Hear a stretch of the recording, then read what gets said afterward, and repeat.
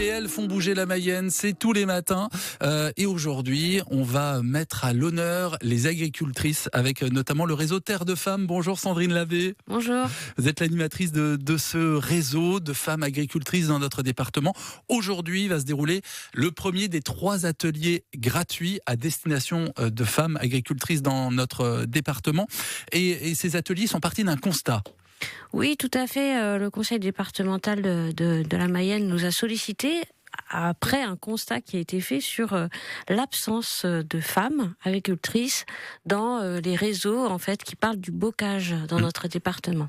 Et donc l'envie de mettre en avant avec le conseil départemental donc les femmes. Aujourd'hui donc premier des 3 ateliers, des ateliers qui sont gratuits et qui va se dérouler, qui vont se dérouler comment ces ateliers? Alors en effet, ce sont des ateliers gratuits donc qui sont destinés aux femmes agricultrices du département.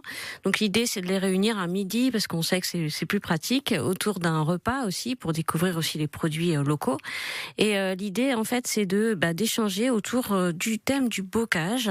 Alors sur les questions suivantes, c'est-à-dire de quoi j'ai besoin moi en tant qu'agricultrice pour pouvoir mieux m'occuper, en tout cas commencer à m'occuper de mon bocage. Alors pourquoi le bocage? Le bocage c'est très important pour une exploitation. Et en fait, on s'est aperçu que c'était souvent l'apanage des hommes et finalement peu des femmes. Alors l'idée c'est de leur donner des moyens, de leur présenter les aides qui sont possibles, de aussi les former sur ce sujet-là et aussi principalement de comprendre pourquoi c'est utile d'entretenir correctement son bocage et aussi de l'agrandir. Alors vous animez ce réseau Terre de Femmes dans notre département de la Mayenne. Il y a aujourd'hui encore un vrai besoin de rendre les femmes plus visibles, notamment dans l'agriculture. Alors visible, ça c'est sûr, mais aussi c'est pas seulement visible, c'est aussi les encourager à prendre leur place, peut-être sur certains domaines où elles sont encore, intimidées, ou peut-être il leur faut des moyens spécifiques justement pour aller agir sur certaines questions qui sont encore genrées, peut-être. Oui, et alors là, les ateliers dont nous parlons, qui débutent aujourd'hui, qui auront lieu aussi le mardi 14 octobre à Comté, le 6 novembre à Saint-Plé, faut s'inscrire, alors c'est important. C'est une des activités que vous mettez en place, mais il y en a beaucoup tout au long de l'année.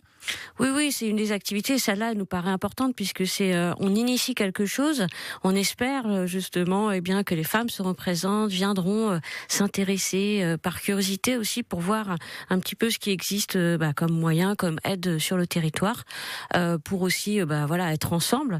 Et pourquoi pas se donner des bons conseils, se donner des coups de main, etc.